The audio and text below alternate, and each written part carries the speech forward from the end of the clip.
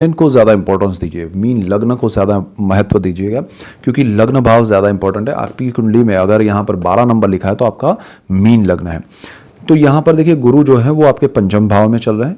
4 number जहाँ लिखा है वो 5वां स्थान है कुंडली का, और वो प्रेम, विद्या, संतान का है, स्टॉक मार्केट का है।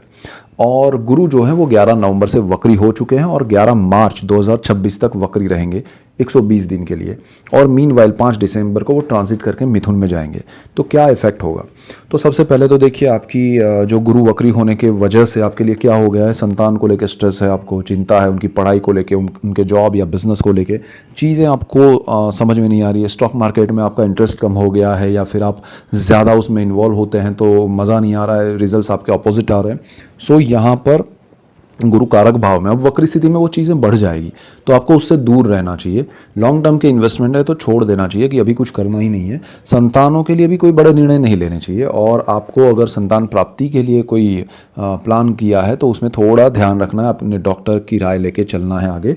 और आप अगर पढ़ाई कर रहे हैं या आपके बच्चे पढ़ाई कर रहे हैं तो थोड़ा उनके लिए बहुत फोकस्ड रहना पड़ेगा 5 दिसंबर तक। 5 दिसंबर से फिर गुरु यहाँ चले जाएंगे और वक्री स्थिति में रहेंगे 11 मार्च तक।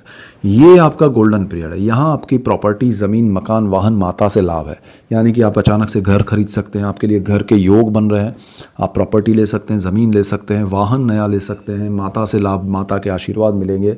आपके जीवन में अचानक चीज़ें होंगी, बहुत अच्छी होगी, बेहतरीन होगी, और आपको उसका लाभ मिलेगा। गुरु क्यों? आपकी कुंडली के मालिक है, इसलिए गुरु की जो एक वक्र और नीच दृष्टि आपके 11th हाउस पे है वो 5 दिसंबर तक आपकी इनकम को थोड़ा डाउनग्रेड किया है, उसने नीचे लेके आई है, या फिर कम किया है, या उसमें पुराने पैसे आपके वर्क आपने मेहनत की है लेकिन मिले नहीं है, वो सारा मिलना शुरू हो जाएगा वक्री स्थिति में। लेकिन अभी कम मिलेगा, 5 दिसंबर के बाद ज़्यादा हो जाएगा। और आपका यहाँ पर गुरु का दृष्टि योग, सारी चीज़ें आपके लिए फेवरेबल है, और आपके जीवन में सुख सुविधाएं, सुख की अनुभूति होना, ये वक्री गुरु आपको जीवन में कराएगा।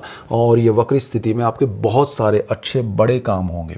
तो मीन वालों के लिए कुंडली का मालिक वक्री स्थिति में, केंद्र भाव में, सुख भाव में अच्छी स्थिति में है, इसलिए आपके जीवन में बहुत बड़ा पॉजिटिव बदलाव आएगा। 5 दिसंबर के बाद वेट कीजिए और बड़े निर्णय लेने में ध्यान रखिए, सोच समझ के कीजिए। बहुत इंपॉर्टेंट है, बहुत जल्दी है निर्णय लेने की, तो वो सोच समझ के प्लान करके किसी की राय लेके लीजिए। लेकिन ओवरऑल सिचुएशन आपके लिए फेवरेबल है आगे। और